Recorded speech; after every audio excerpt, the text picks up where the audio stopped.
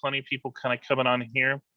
Okay, we've started the recording process, and that's going on now. So we want to welcome you all to the April 2022 URISA Texas Speaker Series. I have a number of my colleagues online here that are helping out. I consider them all co-hosts. We've got Matt Drewyard, who will be helping. We've got Addie LeBron. We got Christina Dietz. We've got well, I was looking for Nick's name down there. So we've got Nicholas Willett, and Courtney Rowe. So anyway, we all volunteer here at URISA Texas, and we try to bring you this monthly speaker series. So it's more of our way of giving back. So we've got a few red tape that we like to go through. We want to let you all know, hey, what's going on with URISA Texas, so we keep you informed. So I'm going to go ahead and turn it over, and if we can inform the audience now about what's going on with URISA Texas. This Christina. Thanks. Yep. Thanks, Brian.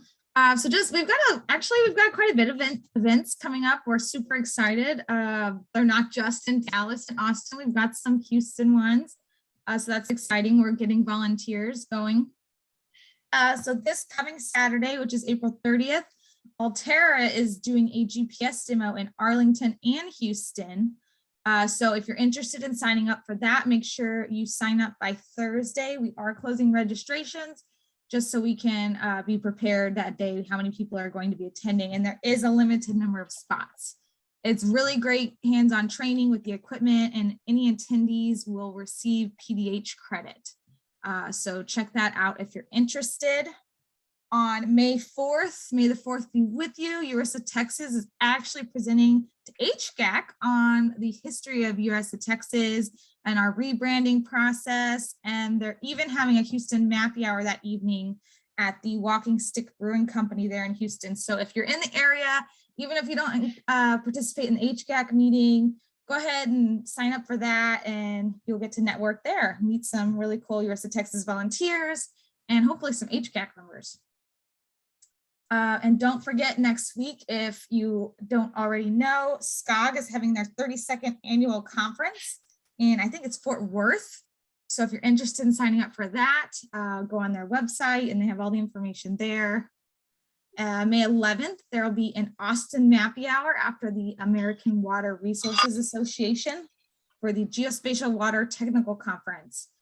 So be on the lookout for that to go live. I can't remember the location they've got picked out, but it sounds really neat. May 14th is when we're doing the actual geocaching event in Arlington and Houston. So it's going to follow the GPS demo equipment that's happening this weekend. They're kind of setting up the points for that. It's really exciting. We're gonna have prizes. You can sign up a team, have a team name, all kinds of fun stuff. So if you're interested, make sure, I think the sign up is live now, right, Addie? Did I miss? Yes, you can sign up. Yep. So if you're interested in signing up for that, make sure you check out our website. Again, it's Arlington and Houston. May 24th will be our May speaker series. We're going to have Ashley Marie presenting on What 3 Words.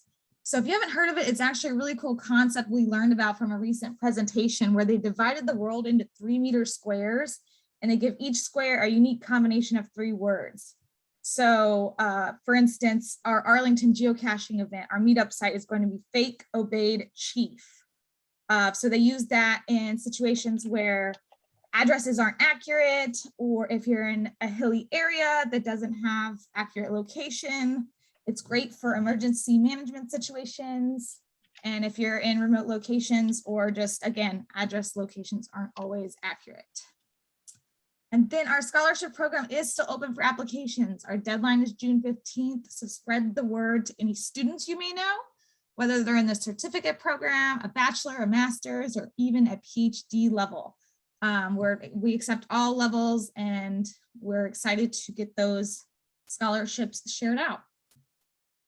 And if you are a company or you are interested in sponsorship opportunities, check out our website. It's a great way to help push your name out there and great for networking. Same for volunteer opportunities. I think it's on the first slide. You'll see the QR code if you're interested and more events happening in your area, like Houston, the Panhandle, things like that, go ahead and get involved. That's the best way to start seeing events pop up in your area. I think everybody's pretty good today, but if you haven't already, make sure your name is correct in the chat. I think I was looking over it though, and we're in pretty good shape. So if you want that PDH credit, make sure you don't have your cell phone name on the username. You have your name so we can get you checked in. And then for the dashboard, just to kind of check in, let us know where you're at. You can use that QR code. We do have a question about URISA membership. And I think that's referring to URISA international membership, not necessarily URISA Texas contact versus member. Is that correct? Is that what you're talking about, Courtney? Yes, right. Because yeah, you can sign up just to be a URISA Texas member, but we're also one URISA. So you can also go sign up to be a URISA international member. Perfect. And that way you can be an official member of URISA Texas and not just a contact. So it's a really cool bonus. And I think that's it from me. Okay. Brian, all right. Well, yeah, Christina, thank you so much. Okay, so we have the recording going here. Judy, if you could go ahead and transition to your first slide, and I'll go ahead and do the introductions. Again, thank you all for the April 2022 URISA Texas speaker series. We've got a great presentation today. We're going to be talking about one from our very own. This is URISA'S Professional Education Committee. We have Judy Colby George. She is a GISP, and she's out of Maine. She actually has her own consulting firm, Spatial Alternatives, in Yarmouth, Maine. So that's great and fantastic, and we really appreciate having her here today. So she provides a full range of GIS services and specializes in public participation GIS.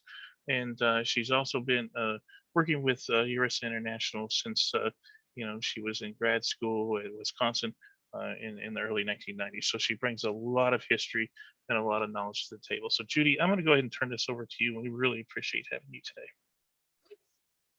Well, thanks for the introduction, and I'm super happy to be here.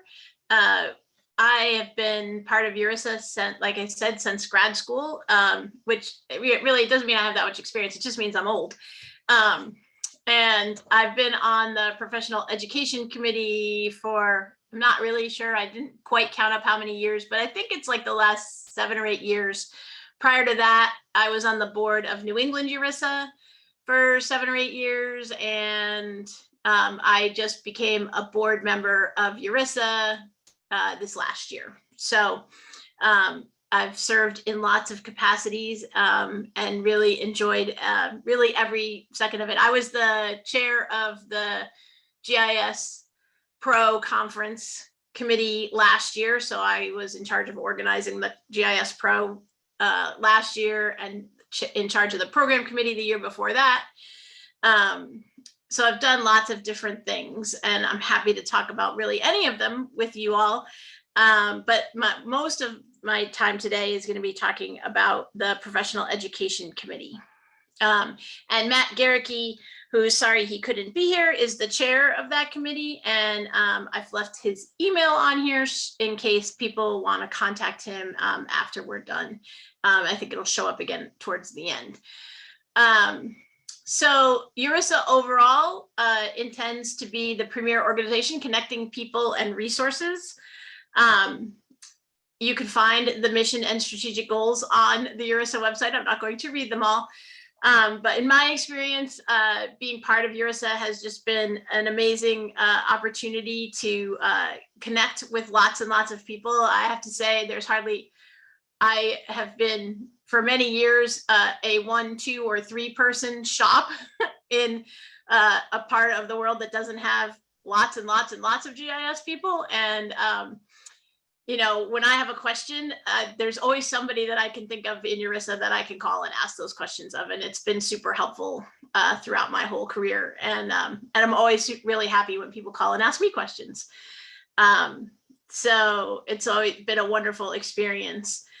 So URISA itself is made up of lots of committees, lots of task forces, lots of work groups, chapters, tons of volunteers. Sometimes it's quite an alphabet soup and it's hard to remember what things are what. So if I use acronyms, just interrupt me and ask me to explain them. But the PEC, which it is often referred to because Professional Education Committee is a whole lot of letters and words to try to get out of your mouth. So our real goal is to be supporting all the other committees and task forces and work groups and chapters and volunteers in the organization. We coordinate things and encourage people to come up with new ideas. And then we set guidelines and processes in order to ensure that certain parts of the things that we do, we want to have a certain level of professionalism. And so we set that up.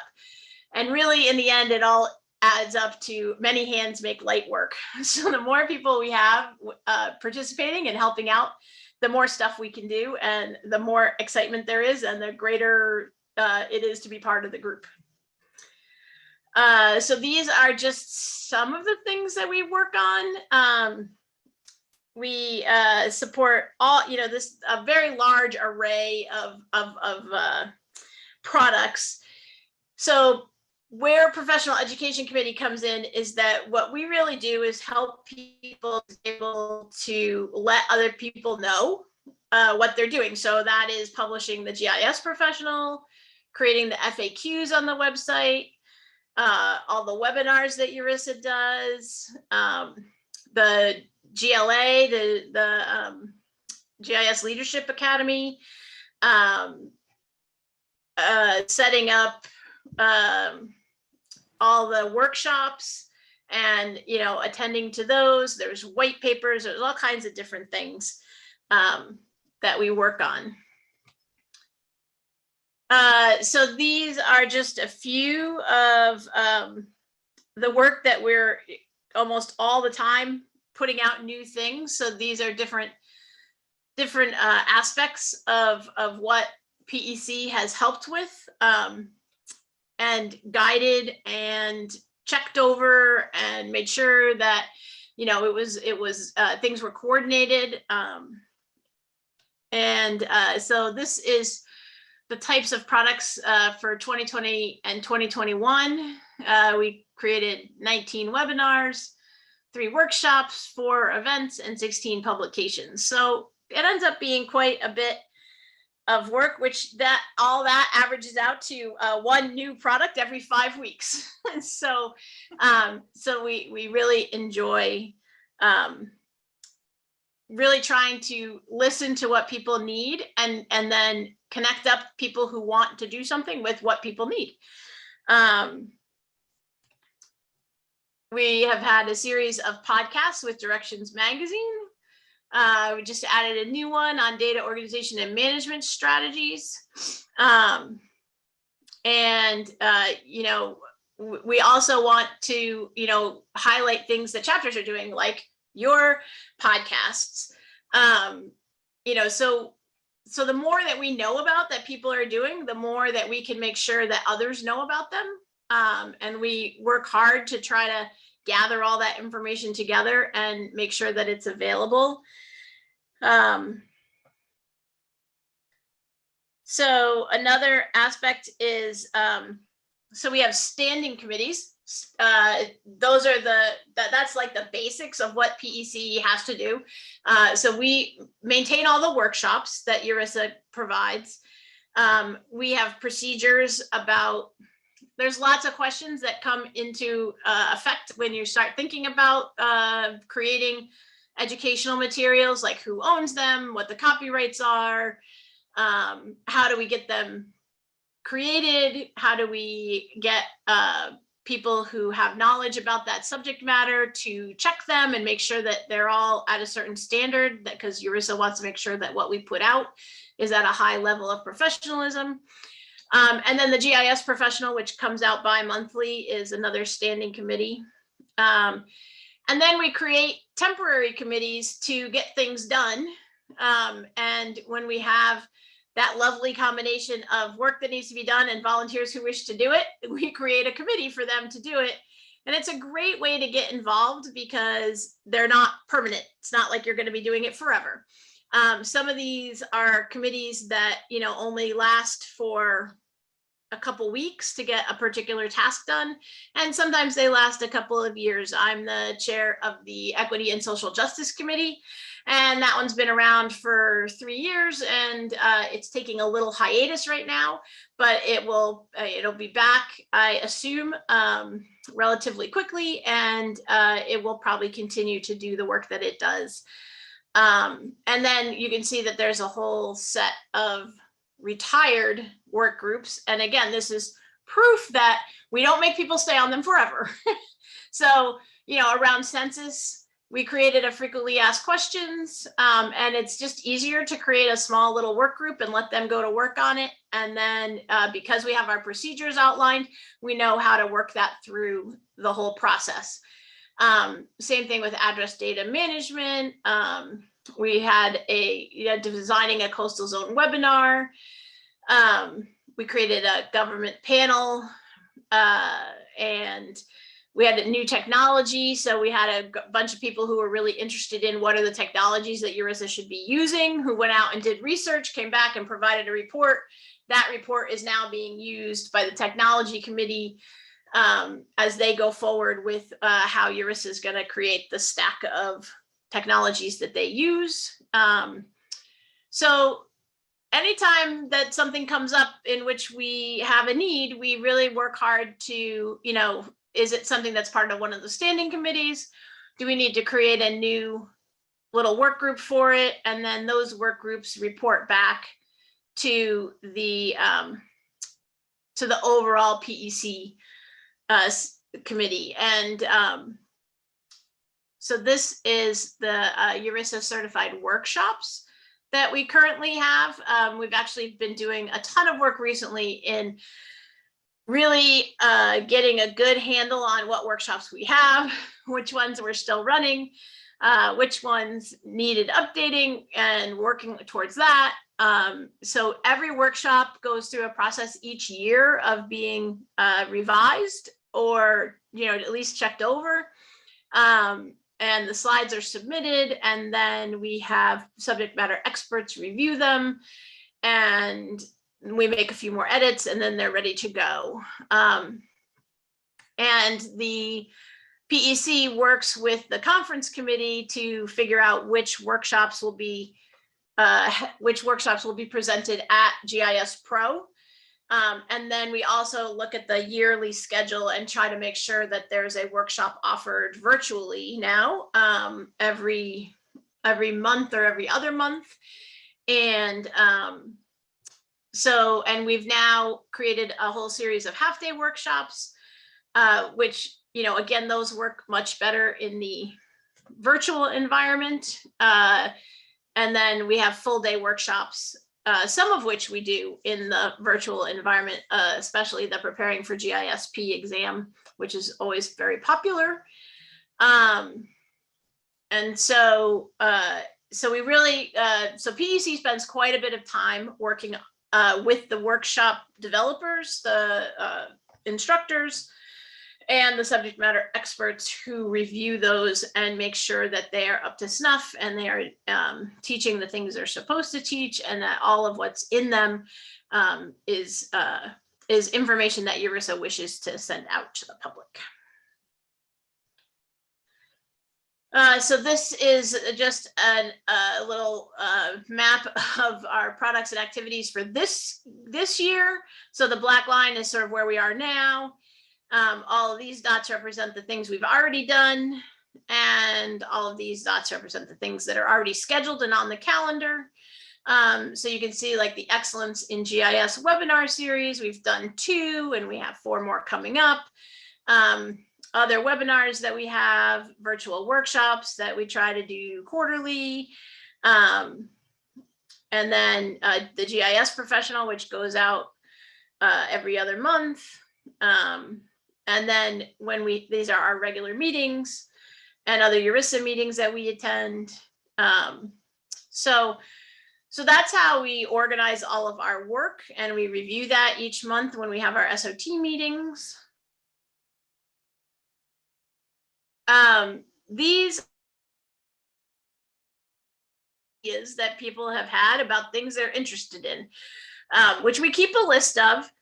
And then when we have somebody who comes to us and says, I would really like to do something around this topic, and we can say, well, already we've had, you know, 1 or 2 people who said they were interested in that topic. Let's make a work group and start working on it. So these are all sort of ideas of things that have come up. And all things that that different URISA members have suggested to us. So, and then these are particular ideas for workshops that people have asked for. And you can see that it's a long list. And if any of these really excite anybody, we'll be happy to work with you to find a group to help put those together. And we also solicit new workshop topics. So there's a form on the website where people can put in an idea for a workshop. If you put in the idea for the workshop, we will not force you to do the workshop or to create it. You could just have an idea like, I would like to learn more about this thing, and then we would add it to our list. But if it's a workshop that you want to create, then you can also say that, and then we work to try to find you know, people to work with you if you don't want to do it all by yourself, which is usually a good idea to have help, because it's kind of a large undertaking. So those are just a series of ideas that have not yet made it into a workshop, but ones that we're constantly looking for people to help us with. So the PEC and the SOT. So PEC is the full committee. It includes all the people who are parts of all the little workshops, all the little work groups, and all of what we're working on. And then the strategic operations team is a much smaller group of about, I think there's like 6 or 8 of us. So we set the strategy and we make sure that all the building blocks are there. We try to organize things and make sure that we have in place all of what people will need. And then we try to look to the future and really think about, you know, what can we do to make sure that we are staying on the leading edge of educational opportunities? What can we do to make sure that, you know, we're getting the information out that GIS professionals need? And, you know, where do we need to be heading? So, so that's that aspect of it. One thing I didn't talk much about, and that is the GIS professional, which I am also the editor of. You know, so that's an opportunity for people to, you know, if you're not somebody who loves to give presentations in person, but you want to talk about one of your projects, you know, we love to get articles about things that people are doing. And it really makes the GIS professional worth looking at, because you can learn tips and tricks from other people, things that go well, things that don't go well. It's not an academic journal, so it doesn't, you don't need to write a dissertation to have your article in there. All you have to do is, you know, use the number of words that it takes to tell the story you need to take. We don't have a limit, and we don't have a minimum, and all the pictures you want, because we don't print it anymore. So because it's all a PDF, we can have as many pictures as we want to have, as many of us are visual communicators. So so that's an area where the PEC supports the development of that. So what I always tell people is, even if you just have an idea and you don't have an article, you can email me and you can say, I'm thinking about writing something like this. And then, you know, I will work with you to get the full article written. And we have lots of people who can help with that. And we can try to connect up people who are doing similar things if that's what somebody wants. But we're always open in all of these things to having people let us know. The same thing with like FAQs, right? People who are interested can absolutely say, I'd like to write one about this topic. I don't want to write like a full article, but I'd love to write a FAQ that says, here's the topic and here's a couple things you need to know about it. And here's where you find more information. So all of those things are part of how the PEC works. And I think it's, and we are there to support all the other organizations, all the other parts of URISA at every level. So if people come to us and say, we'd really like to do a workshop, how do we start doing that? Then we have people who will discuss that with you. You don't have to know everything in order to ask us if you can participate. You just have to have an idea. And that's really the key message, is that, what we really want is to make opportunities for people to start to participate, not just because it's great to have more people, but because, our experience has been that participating really makes a much more enjoyable and productive part of membership. That being part of URISA really is helped by participating in different ways. And I think those are the end of my slides. And I'll be happy to answer questions. Wow, thank you, Judy. That was a great source of information there.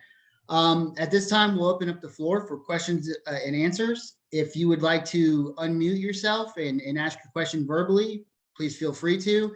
If not, go ahead and type your question in the chat and I will read it for Judy in the audience.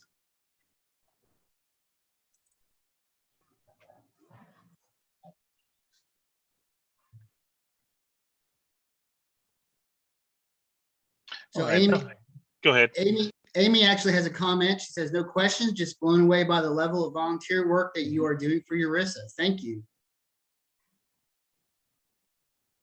I get back every second of what I give out. So it's great. And I think that most of the people on PEC would agree that, for the most part, it's been a great experience and an opportunity to get to know people that I wouldn't get to know otherwise. I'm going to follow up on that. This is Brian King. I've been working with URISA Texas for a long time. And so, yeah, we definitely can relate. We have a number of folks here in our organization that have just spend a lot of time, especially our president and vice president, just constantly volunteering and seeing how we can give back. So I'll do the shout out here. Use that QR code if you want to volunteer with us and get involved. We want to hear from you. So is there any other questions? We got plenty of time here. Yeah, Brian, we have a couple questions here on the chat box. So Courtney asks, how often are these workshop costs included in the URISA International membership cost, i.e. free for members? Yep. So workshops are people who sign up to go to GIS Pro can take a workshop as part of their registration for the conference. And then in terms of costs, when they're virtual, I believe, at least at this point, there is no charge for them, I think. And when they're given by another organization, so if URISA Texas wants to have somebody from URISA of the certified workshops come and give a workshop, there is some cost to the organization to license that workshop. And then it's up to that organization whether they charge for it or if that's part of the way that they offer that. So I guess that the answer to that question is it's variable depending on how it is being given and when it is being given and where it's being given.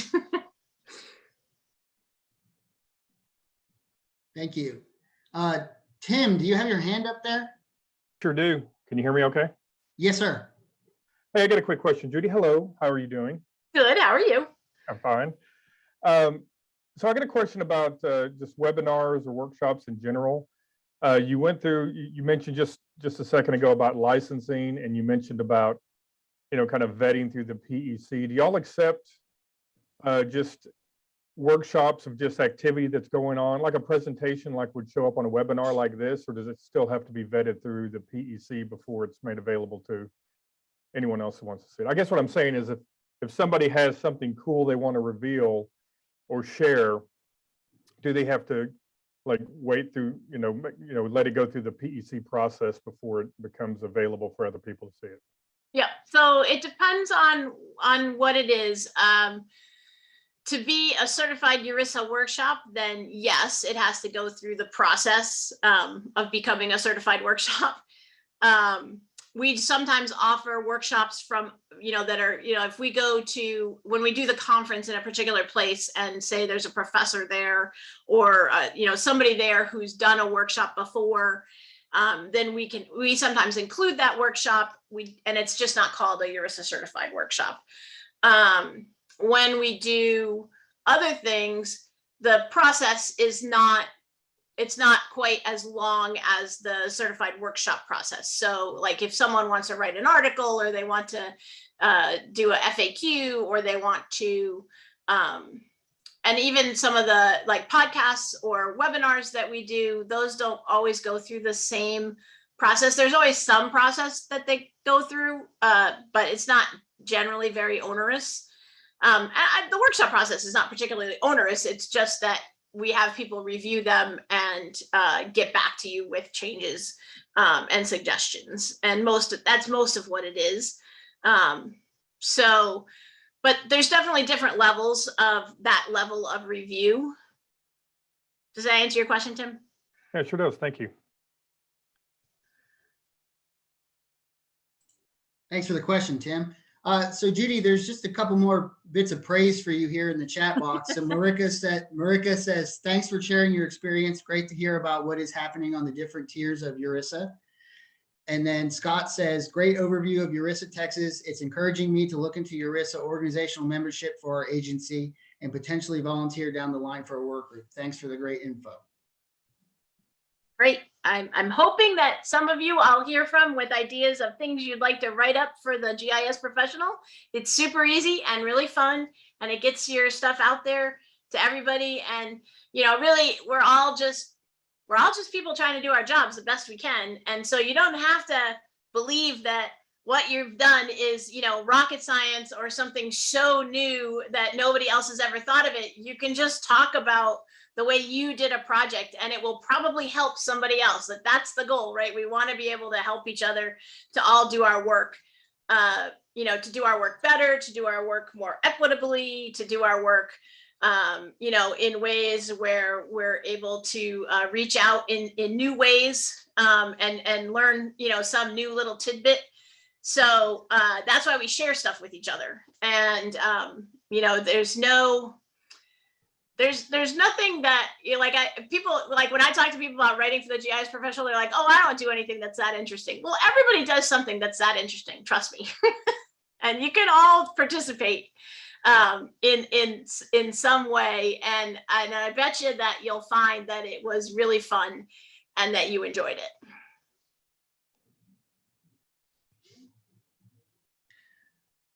Okay.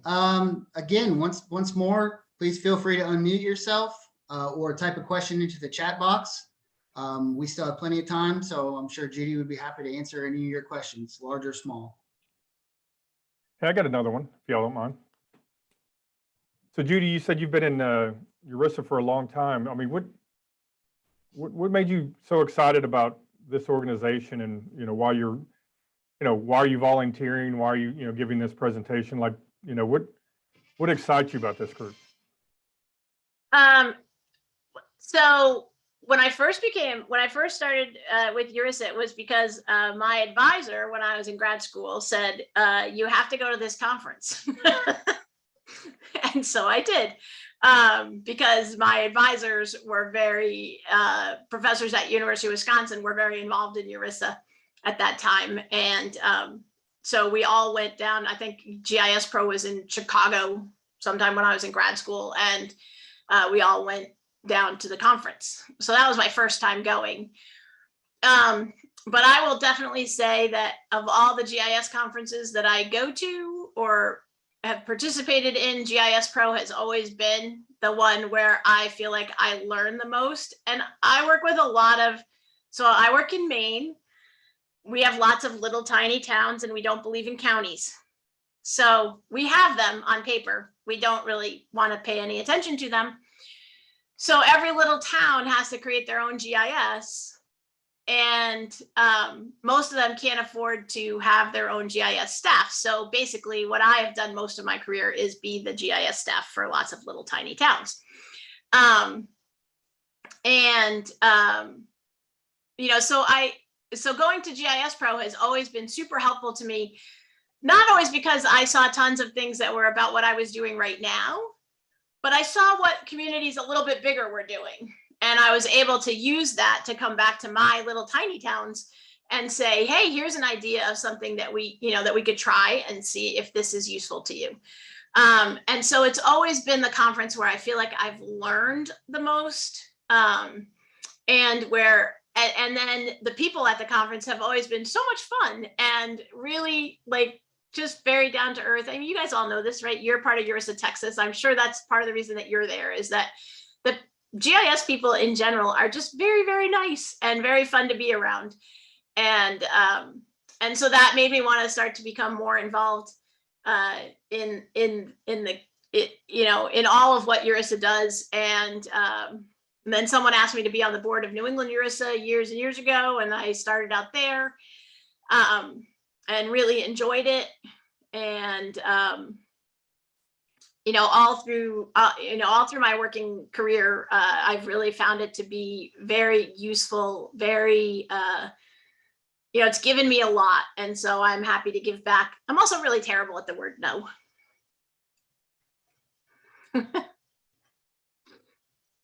Thank you, Judy. Thank you.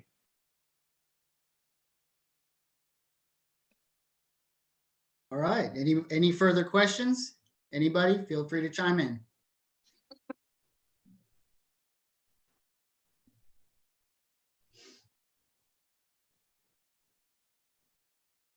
Well, Judy, we want to definitely thank you for talking to us today, and it's definitely been a pleasure. So I guess let me ask you something real fast.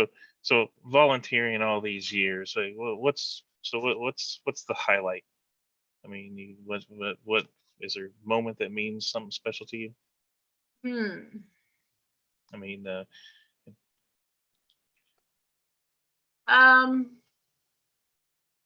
don't know. I don't know. that's okay. Yeah. Yeah. I mean, I know that, like, for instance, I like to give talk, like I like to teach. So I teach the public participation GIS workshop. And every time I teach that, I love it. Like, the people that come to it are lovely. And I actually came to Texas once and gave it there for, I don't remember who, a number of years ago, and I had a great time.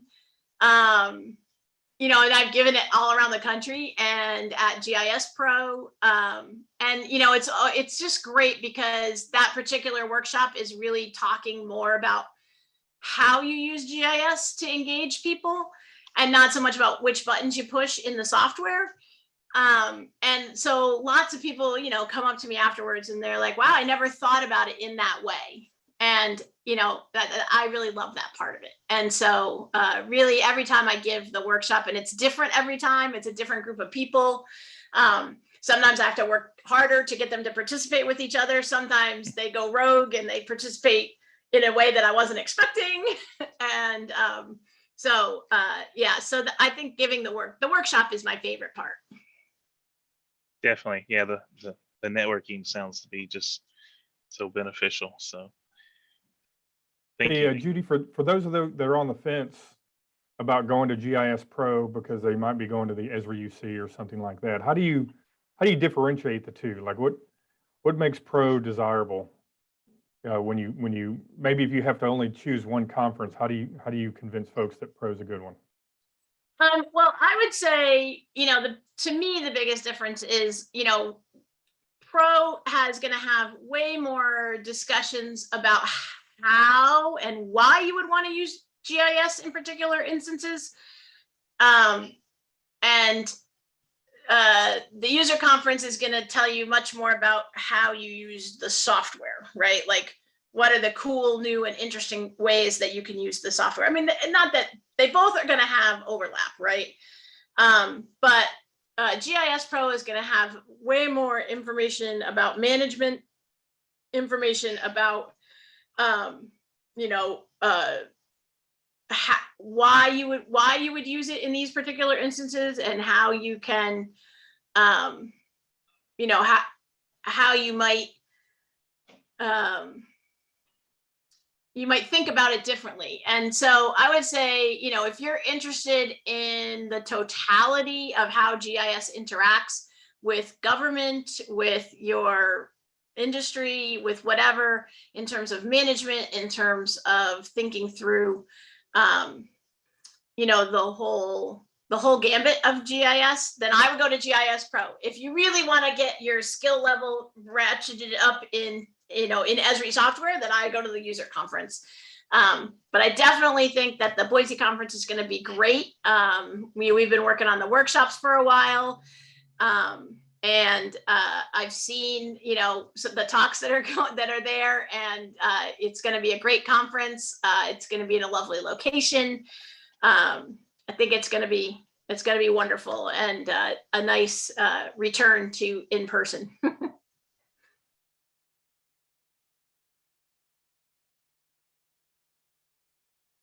All right. And remind us, when and where is that going to be? It is going to be in Boise, and it is, I believe, the first week of October, if I remember correctly.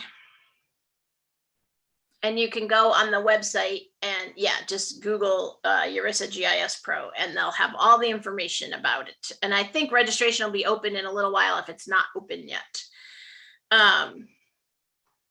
And it's a great conference. So the first day is when the workshops are held, traditionally, and so I think that's on Sunday.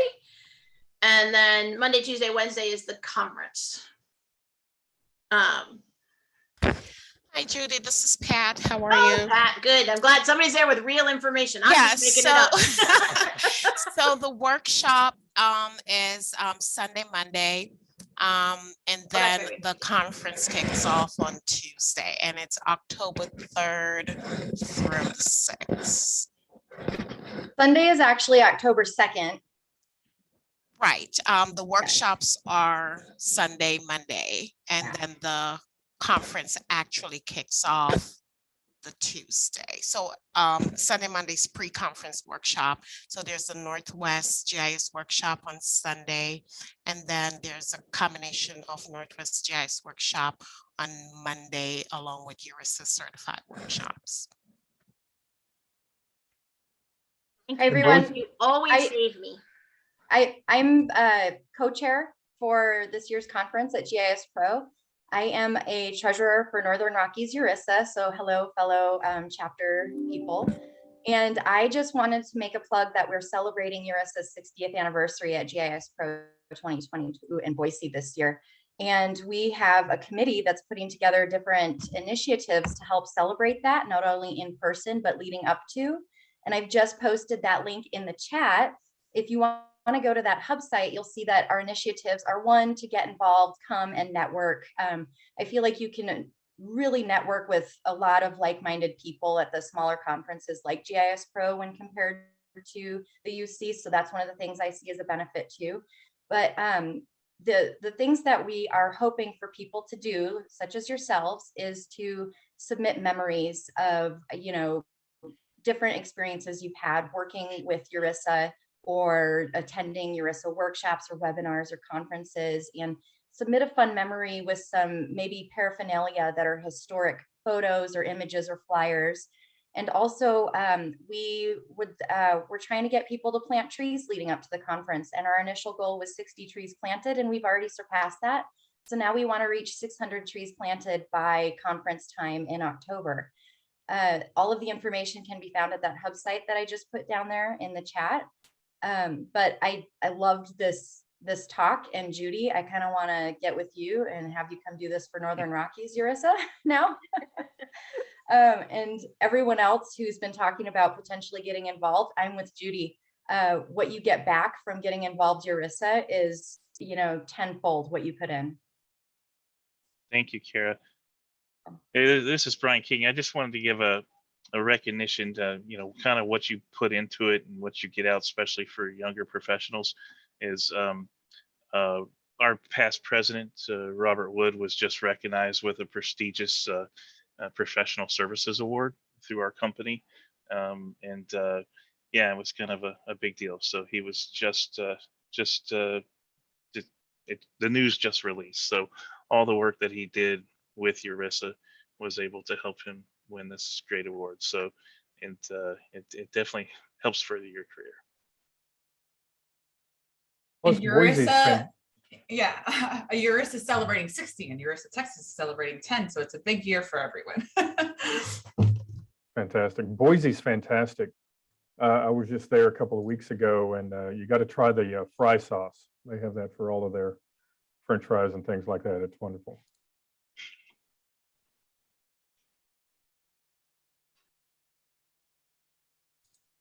Well, do we have any more questions?